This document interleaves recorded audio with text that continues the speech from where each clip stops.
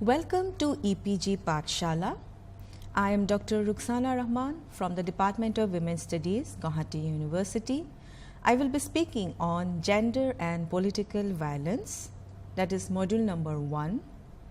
This module speaks about the different feminist theories and also its relations to the other theories in the international field. This will also give a theoretical understanding to the students about the theories of women in the conflict zone, and also will focus on the gendered nature of conflict. So, we will start with the introduction of sex-gender differences under gender and political violence. The difference between gender and sex is the heart of understanding international politics through a gender lens. While gender is socially constructed roles ascribed to particular body types that varies according to class, caste, age, religion, ethnicity, sex is simply the biological construct of the body determined at birth. Feminism understands that socially constructed gender relations are at the heart of most discriminations, oppressions, and violence in the world today.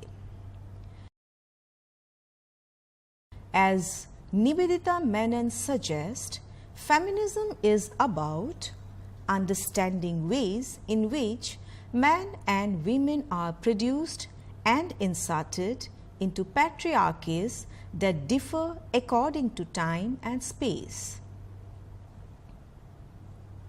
Understanding different identities located hierarchically as dominant or subordinate. Understanding gendering as the process by which proper men and women are produced through rules and regulations we internalize or which are violently enforced. Now, let us discuss about mapping gender and violence. Violence, both discursive and physical, seems to be at the heart of much of the recent work within politics and international relations. Terrorism, anti-state rebel movements, insurgencies, religious and ethnic riots, mass rape and genocide are all examples of extreme forms of violence that are being studied extensively and yet under-theorized. In this subunit, we use a gender lens to make sense of political violence in its various manifestations. Gender is an analytical category that helps us understand and deconstruct how actors like victims, perpetrators, planners, and patrons of political violence within the international system are socially constructed as feminine and masculine, and how power is vested in some over others. We also explore the feminist ethics of political violence and the dilemmas about essentializing gender norms. Even as feminist works are committed to recognizing women as perpetrators of violence without condoning the violence itself. The effort here is to engage with the discourse of militarized masculinity as proposed by Cynthia Enloe, and also to understand its limitations as we think about women as direct participants and beneficiaries of political violence in several contexts. The feminist axiom that personal is political comes to mind while studying cases of political violence that include terrorism, armed insurgencies, and communal riots. It's better to say that that it was a slogan of the second wave feminist movement also, which became popular as personal as political or political as personal. Women are part of political violence landscape in 4 significant ways. These are as victims and survivors, as transnational activities opposed to violence and wars, as perpetrators, planners and patrons, as cultural bearers of ethnic, religious and national identities. Women's bodies and engendered political violence in South Asia. The ordeal of the Pakistani teenager Malala Yousafzai from Swat, who was shot by Taliban militants for advocating education for girls, is a grim reminder of how gender norms are upheld and challenged in militant wars. A 14-year-old school-going girl becomes a threat to a militant group, that is Tehreek-e-Taliban Pakistan ideology, and their masculinity is validated by erasing women out of public spaces, by issuing religious dictates against women, and by bombing and killing girls in schools and women in marketplaces. Militant groups in Afghanistan perpetrate violence and abuse against women with ease, despite government pledges to fight terrorism and extremism. Extremist groups in Pakistan target women and girls, Muslims and non-Muslims indiscriminately. In India, women cadres, who are almost 60% of the fighting force among the Communist Party of India Maoists, are raped and abused by their own comrades. The cycle of violence is continued through the counter-insurgency operations, where the state security forces kill Maoist women and dehumanize them further if they are captured. The rape and torture of women in custody is common, and dehumanizing women who are considered as the other, quote unquote, is the norm. There have been several studies conducted on the issue of the torture and sexual abuse that is carried out on women, although the practice continues unabated. In Sri Lanka, women cadres of the LTTE are abused, raped and marginalized, while the government propaganda machinery talks about its benevolent rehabilitation efforts. In fact, it was only after the United Nations carried out investigations that the true and appalling extent of the abuses that had been carried out came to light. It is therefore significant that large number of women continue to be the soft targets in acts of political violence by state and also by non-state actors, and this factor needs to be interrogated and highlighted constantly in this subunit. A fallout of this violence against women in their absence in formal peace talks and conflict resolution processes. This is based on the widely held belief that men participate in armed resistance and sacrifice their lives and freedom for their ethnic, political or religious group. Women too perform multiple roles in wars and political violence, including as armed guerrilla fighters, militants and support systems. However, their experiences are only documented in public memory as the worst sufferers and victims, quote unquote. Lack of social and political recognition of their participation in armed resistance has resulted in their exclusion from all peace talks. The message from such situations is that stakeholders in peace must have served and sacrificed in the war, and it is usually men who are recognized in their war roles.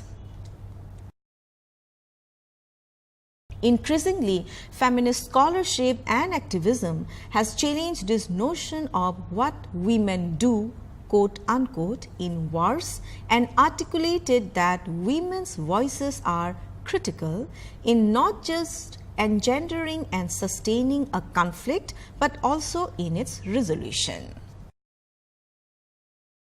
Given below are some indicative figures of the United Nations vis-a-vis women and the impact of conflict on them and also their presence in the negotiations for peace.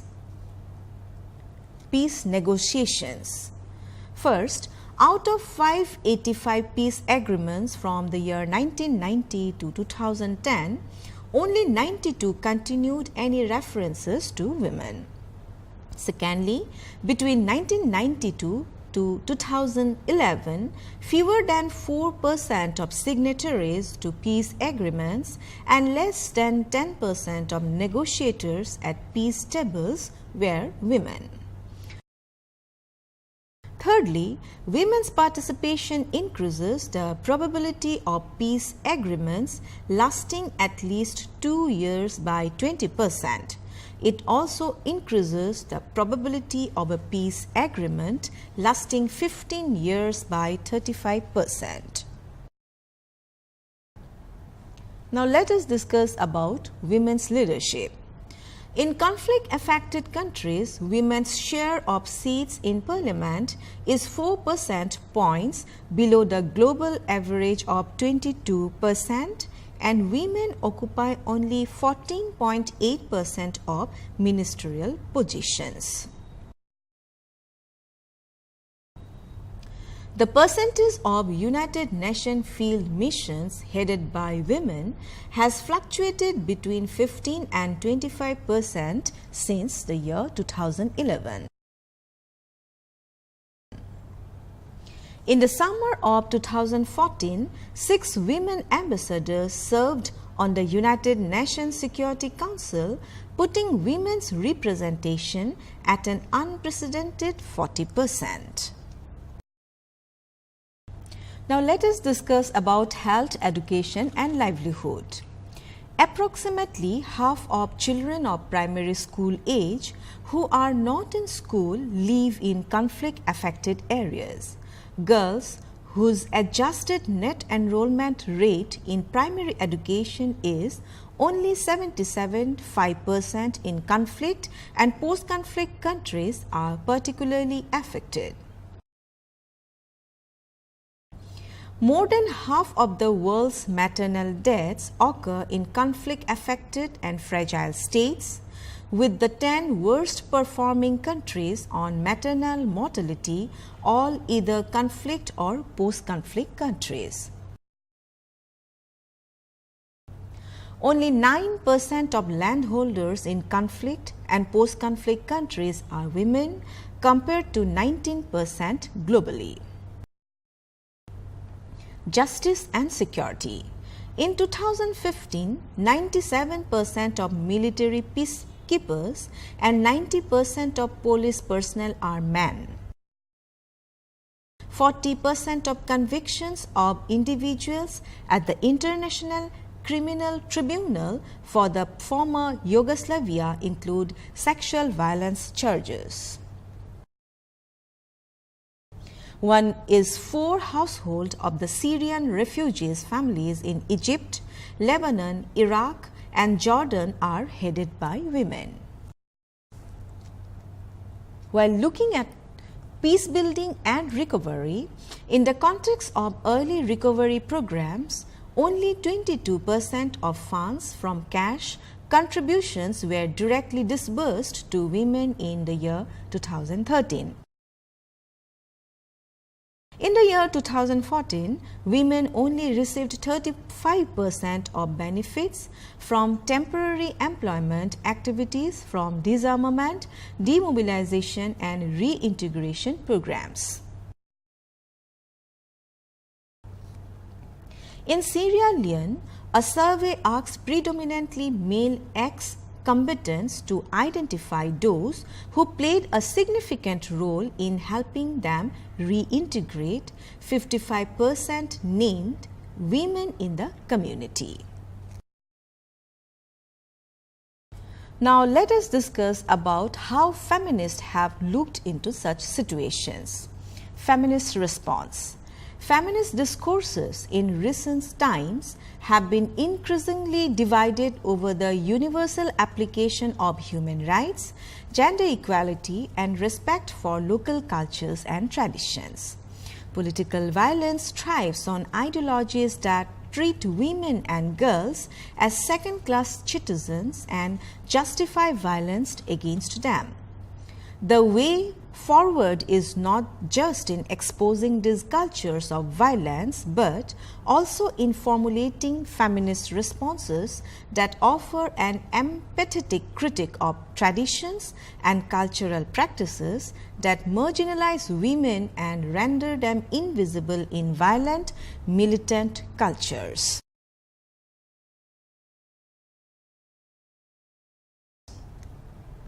In this unit, we outline the complex relationship between gender and political violence through concepts such as militarization, masculinity, ethics, representation, etc. It also engages with the ongoing feminist debates and anxieties about ways in which women are embedded within violent conflicts and war.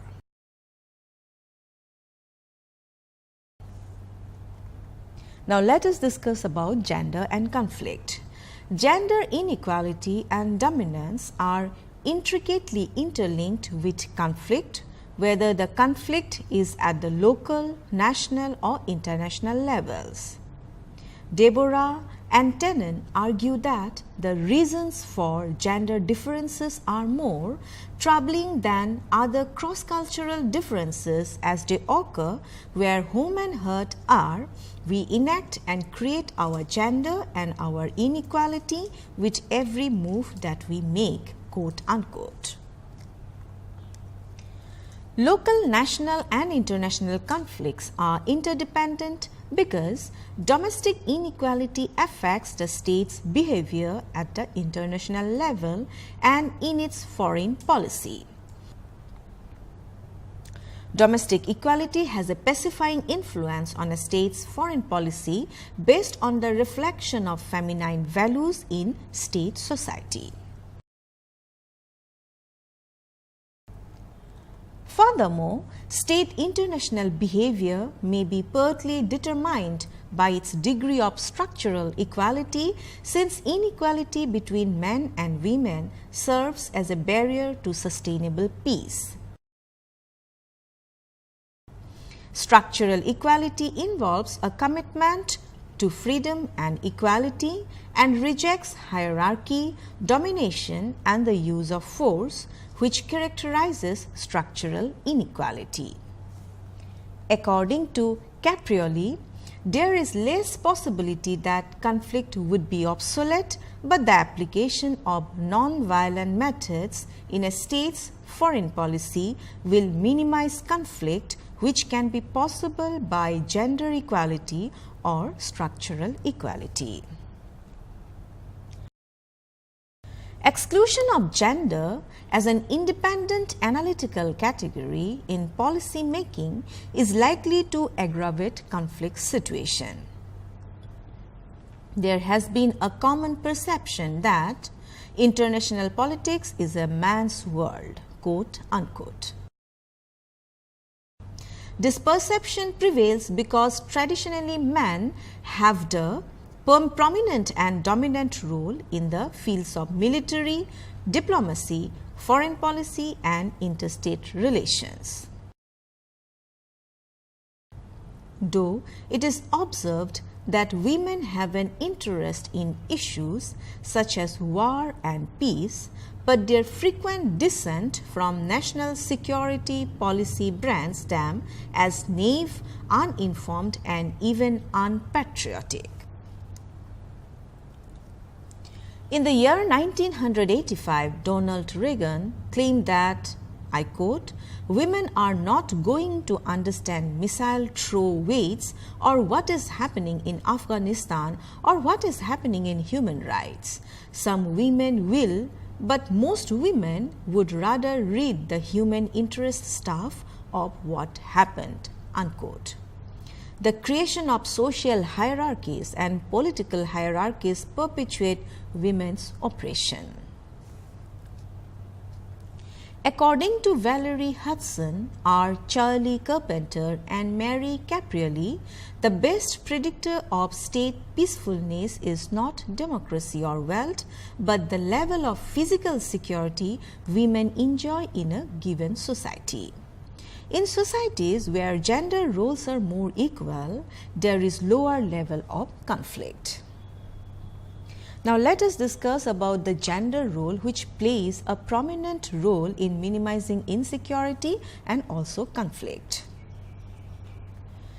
Caprioli argues that promotion of democracy and human rights alone cannot address violence, health insecurity, and political inequality of women. Studies have claimed that where women are marginalized, there are more chances of terrorists being nurtured by states. Pentagon headquarters of the United States Departments of Defense has also repeatedly emphasized that dropping a bomb is not sufficient for dealing with terrorists. Empowerment of women at the grassroots level through education is crucial for disempowerment of terrorists. This linkage between women and security and conflict is a serious matter in Pakistan and Afghanistan, where women face the most insecurity and military personnel are seriously looking into the increasing role of women in reducing insecurity and conflict-like situations. It is found that it is important to analyze a couple of perspectives of women in dealing with conflict or conflict-like situations. Number one, psychology of defense. When a particular group, society or country is affected or likely to be affected, all people, both men and women, are ready to fight or support the military in fighting. Both men and women will align in support of military response to protect territory, material resources and family members. In these streets, men and women work together to defend and protect the resources and values they hold dear and consider vital to their survival and the welfare of the next generation. In such fights, everyone participates and any benefit that derive from a successful enterprise, such as safety and security, are shared equally by all. Number two, psychology of offense. In the case of offensive situation or campaign, divergence is found between men and women. Young, unmarried and unemployed men are more likely to go for offensive campaigns in order to forcefully acquire resources to gain prestige or status or increasing and displaying their military power. However, married women who have young sons are less likely to support military campaigns where lives of their sons are at stake. Now let us discuss about United Nations, conflict and also about gender. Gender is an integral element in the United Nations. Considering the importance of gender, the UN introduced Gender Empowerment Measure (GEM) and Gender Development Index (GDI). GDI was introduced as a gender-sensitive measure of Human Development Index (HDI) by combining into an equally distributed index both male and female longevity, life expectancy at birth, knowledge of adult literacy rate, and combined primary, secondary and tertiary gross enrollment ratio and a decent standard of living, GDP per capita in purchasing power parity US dollars. GEM attempts to capture women's political, economic and social participation. Holsti and Rosnow argue that women are more likely than men to give importance to international organizations and economic interdependence, which are beneficial for world peace. Women have a higher tendency than men to agree that the United Nations should help settle international disputes. In the year 1995, the United Nations Beijing Declaration and Platform for Action emphasized the role of gender equality and participation of women in the various decision-making processes. In the year 2000, the Security Council passed Resolution 1325, which urged member states to apply a gender perspective to international peace operations to ensure increased representation of women in all decision-making levels for the prevention, management and resolution of conflict.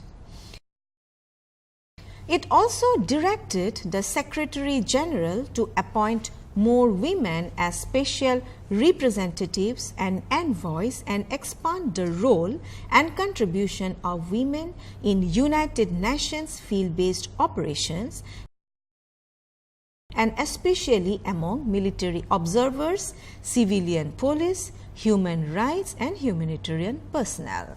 Similar initiatives throughout the United Nations, the World Bank WB and the International Monetary Fund IMF show the significance of gender in global governance. Here there are some observations. However, according to McDermott, gender inequality and domination affect women in three ways. Number one, physical integrity. Threat to physical integrity is one of the manifestations of masculine domination at the national as well as in the international levels. It includes threat of death in war, female genital mutilation, maternal malnutrition and mortality, and control over population.